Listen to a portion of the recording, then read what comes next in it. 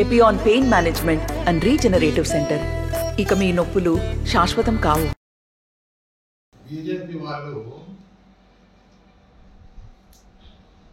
Alliance ఏమో తెలుగుదేశం జనసేనతో, సంసారం చేసేదేమో జగన్మోహన్ రెడ్డితో. ఇది ఎందుకు చెప్తున్నా అంటే సాక్షాత్తు రాష్ట్ర బీజేపీ అధ్యక్షురాలు పురంధరేశ్వరి గారు ఎలక్షన్ కమిషన్ ఉత్తరం రాసింది. ఏమని? చీఫ్ సెక్రటరీ, డీజీ, గతంలో 10 మంది ఆఫీసర్ల పేర్లు ఇచ్చి, అంటే మురళీధర్ రెడ్డి, ధనంజయ రెడ్డి, వీళ్ళందరూ జగన్మోహన్ రెడ్డి కనుసరణలో పనిచేస్తున్నారు. వీళ్ళుంటే ఎలక్షన్లు ఫేర్గా జరగవు, వాళ్ళను పక్కన పెట్టి ఎలక్షన్లు జరపమని చెప్పి రాశారు. వాళ్ళను ఏమీ టచ్ చేయలే. వాళ్ళని టచ్ చేయకుండా ఎవరో DG intelligence Vijayawada police commissioner మార్చినారు. మామూలుగా సెంటర్ ఫర్ డెమోక్రసీనా ఏదో ఒక స్వచ్ఛంద సంస్థ, అంటే నిమ్మగడ్డ రమేష్ కుమార్ కోర్టులో పిటిషన్ వేసినాడు. వాలంటీర్లు పెన్షన్లు ఇస్తే వాలంటీర్లతో పనిచేయించుకుంటే బాగుంటుందంటే కోర్టు ఏమి ఇచ్చిందంటే వాలంటీర్లతో పనిచేయించకుండా ఈ 3 నెలలు ఊరుకోమని చెప్పింది. వాలంటీర్లతో పనిచేయించకుండా చెప్పిందని చెప్పి జగన్మోహన్ రెడ్డి రాజకీయ లబ్ధి పొందేదానికి వాలంటీర్లతో కాకుండా మొదటి నెలేమో ఈ ముసలోళ్ళందరినీ దాదాపు 60 లక్షల మంది పెన్షనర్స్ ఉన్నారు, అంటే ఓల్డేజ్ పెన్షన్ తీసుకున్నారు ముసలి వాళ్ళు. ఈ 60 లక్షల మందిని సచివాలయాలకు రమ్మని ఎండలో నిలబెట్టి వాళ్లకు పెన్షన్లు ఇచ్చారు. 3 రోజులు 4 రోజులు ఇచ్చారు. అందులో 32 మంది చనిపోయిన విషయం అందరికీ తెలుసు. దాని మీద ప్రతిపక్షాలు అన్నీ కలిపి ఎలక్షన్ కమిషన్కు ఉత్తరం రాసినాయి. అయ్యా ఇది తప్పు, ఆ ముసలి వాళ్ళని రమ్మనడం తప్పు, వాళ్ళ ఇంటి దగ్గర ఇప్పించండి. సచివాలయ అధికారులు ఉన్నారు, రాష్ట్రంలో చాలా మంది అధికారులు ఉన్నారు ఖాళీగా ఓర్లు గెలుకుంటా. ఆ అధికారులతో గతంలో వాలంటీర్లు ఎట్లా ఇచ్చేవాళ్ళు ఇంటి దగ్గర పోయి ఆ మాదిరి ఇమ్మని చెప్పి వీళ్ళు ఎలక్షన్ కమిషనర్ను కోరితే, చీఫ్ ఎలక్షన్ కమిషనర్కి ఎలక్టరల్ ఆఫీసర్ రాస్తే chief election commissioner chief secretary రాసినాడు. మీరు ఆ ముసలి వాళ్ళని ఇబ్బంది పెట్టకుండా వాళ్ళు పెన్షన్ ఇవ్వమని చెప్పి రాశారు. అంటే ఇంటికి పోయి ఇవ్వమని రాయలేదని వీళ్ళు అంటారు. జవహర్ రెడ్డి అనేవాడు కడప జిల్లా వాడే, ఆఫుల్లీ కరప్షన్లో అతన్ని చీఫ్ సెక్రటరీగా పెట్టుకునే రోజులు జగన్మోహన్ రెడ్డి పాలనే సాగుతుంది, దాంట్లో ఏం డౌట్ లేదు. అట్లానే మురళీధర్ రెడ్డి అని దీనికి సంబంధించిన ఆఫీసరు, సెర్ఫ్ అంటారు దానికి, సెర్ఫ్ అంటే ముసలోళ్ళకు పెన్షన్లు ఇచ్చేదాన్ని సెర్ఫ్, దానికి మురళీధర్ రెడ్డి. ఈ ధనంజయ రెడ్డి అనేవాడు సూపర్ బాస్, జగన్మోహన్ రెడ్డి చెంచా. ఇక ప్రిన్సిపల్ సెక్రటరీ పంచాయతీరాజ్ శశిభూషణ్ కుమార్ అని అతను కరప్ట్ ఆఫీసరు. ఈ శశిభూషణ్ కుమార్ ఏమని ప్రెస్ స్టేట్మెంట్ ఇచ్చినాడు? మీకు బ్యాంకుకు పంపిస్తాము మీ పెన్షను, మీ బ్యాంకులో మీరు డ్రా చేసుకోండి అని చెప్పి. అసలు ఈ 4 ఆఫీసర్లకు ఐఏఎస్ ఇచ్చిన వాళ్ళని అడగాల, ఎట్లా ఇచ్చినారు ఐఏఎస్లకని.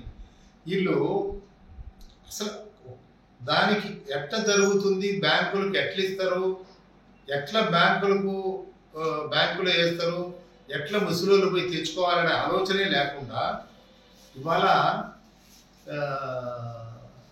ఎంత ఘోరమైన పరిస్థితి ముసలోళ్ళకి కల్పించారంటే, నిన్న ఒక బ్యాంకుకు పోయి ఒక ముసలాయన పోయి చనిపోయినాడు ఎండకు.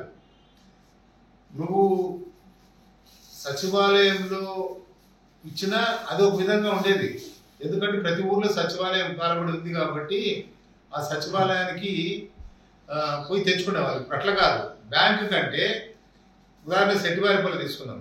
సెట్టివారిపల్లి పెన్షనర్స్ ఏ బ్యాంకుకి రావాలా? మైదుకూరులో బ్యాంకుకి రావాలా? నేను పొద్దున్నే వాకింగ్ అయితేనే స్నానం కూడా చేయకుండా మైదుకూరుకి, స్టేట్ బ్యాంక్కి, ఏపీజీపీ, యూనియన్ బ్యాంక్ కదా, ఆంధ్ర బ్యాంక్, యూనియన్ బ్యాంక్కి, ఆ 3 బ్యాంకుల దగ్గర చూసిన. ఇప్పుడు ఇక్కడ కాజీపేటలో సిండికేట్ బ్యాంక్ దగ్గర మీరు కూడా ఫోటో తీసుకోవచ్చు. పోయి ముసలోళ్ళందరూ ఎండకు బయట కూర్చుంటారు. ఎవడే కానీ వాళ్ళకు మంచిని తీర్చేవాడు కానీ, మజ్జిగ దాపేవాడు కానీ, బ్యాంకులో మీరు ఎందుకు వచ్చినారు, దేనికోసం వచ్చినారు అని అడిగేవాడు కూడా లేడు. వీళ్ళు బలవంతంగా తోసుకొని పోయి అడిగితే, అయ్యా మా పెన్షన్ 3,000 రూపాయలు ఇస్తే మేము పోతామయ్యా అంటే, 3,000 రూపాయలు ఈడెవరు ఇస్తారు మా పాప, 3,000 రూపాయలుగా మీరు బ్యాంకుకి వచ్చేది, వాడెవడో బయట వాడెవడో ఉంటాడంటే ఎవడో బ్రోకర్ ఈ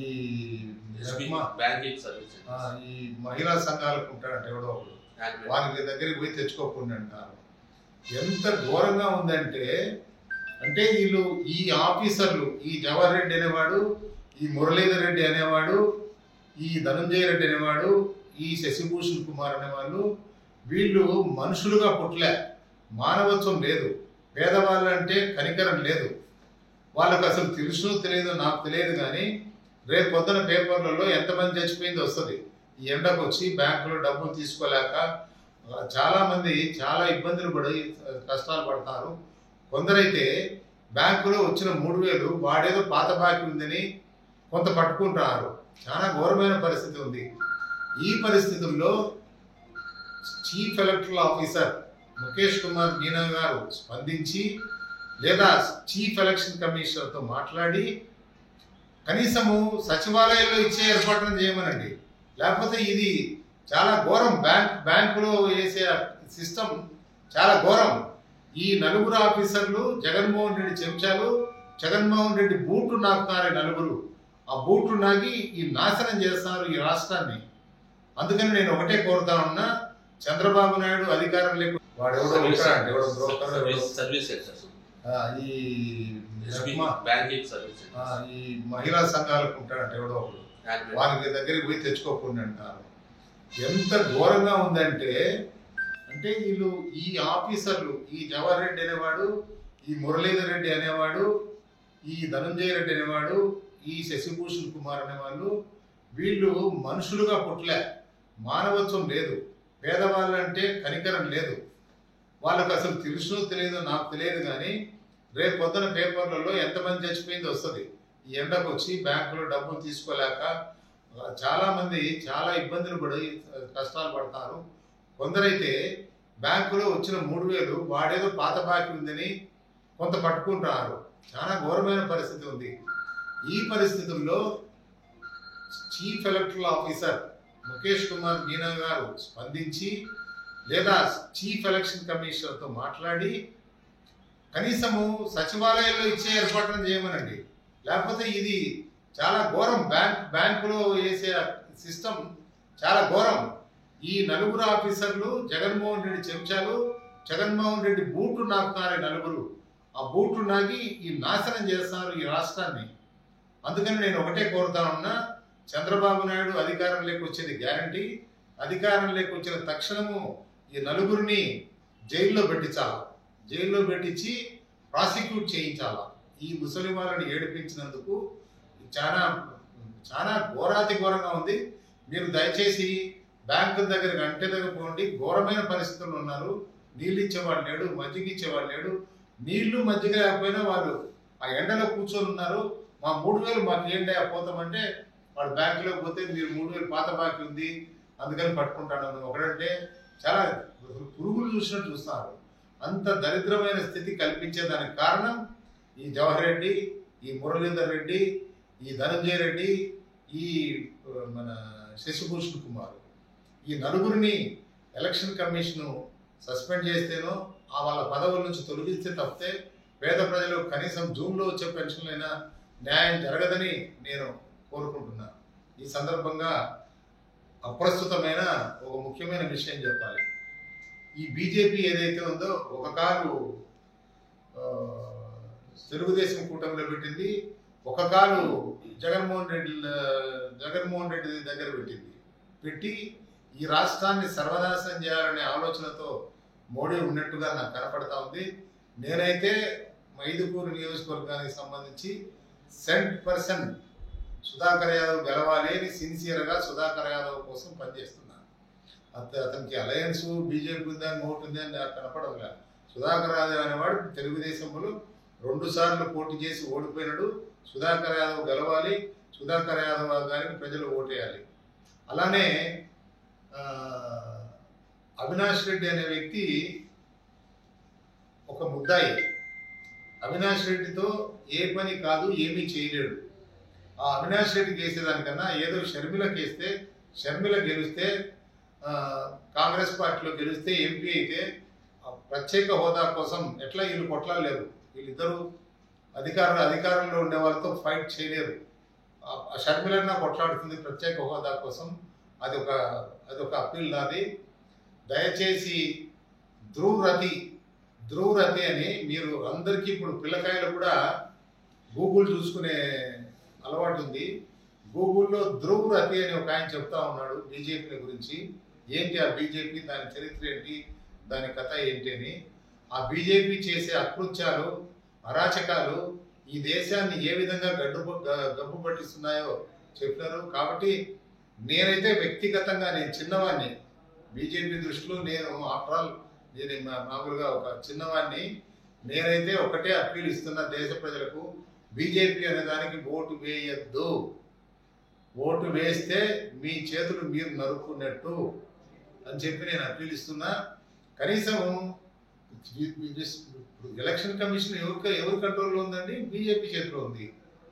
మొన్న ఒక చట్టం చేశాడు, ఏమని, ఎలక్షన్ కమిషనర్స్ అపాయింట్ చేసేదానికి చీఫ్ జస్టిస్ ఉండకూడదు, అంతా ప్రధానమంత్రి, ప్రతిపక్ష నాయకుడు, వీళ్ళే రాజకీయ నాయకులు అని చెంచాలు వేసుకుంటాడు. వాడు చెప్పినట్టు ఎలక్షన్లు చేస్తారు. అలానే ఎలక్ట్రల్ బాండ్స్ అయితే ఇంకా ఘోరం, అవినీతికి పరాకాష్ట ఎలక్ట్రల్ బాండ్స్. దాన్ని మా జయప్రకాష్ నారాయణ, ఆయన పెద్ద గొప్ప దేశభక్తులు అని చెప్పుకుంటా అంటాడు, ఆయన సపోర్ట్ చేస్తాడు. ఎలక్ట్రల్ బాండ్ సపోర్ట్ చేసే ప్రతి ఒక్కరు కూడా దేశ ద్రోహులే. ఎలక్ట్రల్ బాండ్స్ రద్దు చేసింది సుప్రీంకోర్టు, చాలా మంచి పని చేసింది. ఆ రతి నేను ఒక్కటే అందరికీ అప్పీల్ చేస్తున్నా. నాకేం రతి అనేవాడు ఎవడో తెలియదు. నేను యూట్యూబ్లో చూసిన, యూట్యూబ్లో 4 బిలియన్లు ఫాలోవర్స్ వచ్చారు ఇప్పటికైనా. ఆయన చెప్పేటని అంటే ఛాలెంజ్ చేశారు బీజేపీ వాళ్ళు, నువ్వు రా ఢిల్లీకి అని. వచ్చిన ఢిల్లీకి రాండి మీరు ఎవరో డిబేట్ అని. నువ్వు కాంగ్రెస్ మీద కూడా ఇట్లే చేసి, ఎస్ తప్పు చేస్తే కాంగ్రెస్ అయినా, బీజేపీ అయినా, తెలుగుదేశం అయినా, ఎవరి మీదనైనా నేను చేస్తా అని చెప్పి ఛాలెంజ్ చేసినాడు. ఎవడు రాలే, మళ్ళీ జర్మనీకి వెళ్ళిపోయినాడు. ఈ దేశం క్లిష్ట పరిస్థితుల్లో ఉంది. 2025 కంట 3వ అతిపెద్ద ఆర్థిక వ్యవస్థగా తయారవుతుందంట ఏది భారతదేశం. 80 కోట్ల మందికి నువ్వు 5 ఏళ్ళు బియ్యం ఫ్రీగా ఇస్తా అంటే అతిపెద్ద ఆర్థిక వ్యవస్థ ఎట్లా తయారవుతుంది? కాబట్టి ఇవన్నీ కాంప్లికేటెడ్ ఇష్యూస్, ప్రజలకు అర్థం కాకపోవచ్చు. కానీ నేను బాధతో చెబుతున్నా, బీజేపీకి దయచేసి ఓటు వేయద్దు. బీజేపీకి ఓటేస్తే మీ చేతులను మీరు నరుక్కున్నట్టు. ఇప్పుడు ప్రస్తుతం అర్జెంటుగా నేను కోరేది ఏంటంటే, ఆ ముసలి వాళ్లకు సాంత్వన లభించేటట్టు ఎట్టి పరిస్థితుల్లో వాళ్ళ పెన్షన్ వాళ్లకు ఇంటికి చేర్చే విధంగా ప్రయత్నం చేయండి. నమస్తే అండి. ఇది వ్యాపారం గురించి కాదు, ఓటు గురించి. ఎన్నికల్లో ఓటు వేయడం మన హక్కు మాత్రమే కాదు, కర్తవ్యం. ఎంతో మంది మహా నేతలు శ్రమించి ప్రాణత్యాగం చేసి ఈ అవకాశాన్ని మనకిప్పించారు. అందరూ ఓటు వేద్దాం. ఎందుకంటే ఓటు హక్కు ఊరికే రాదు. నా ఓటు ఎవరికో తెలుసా? అది సీక్రెట్ అండి.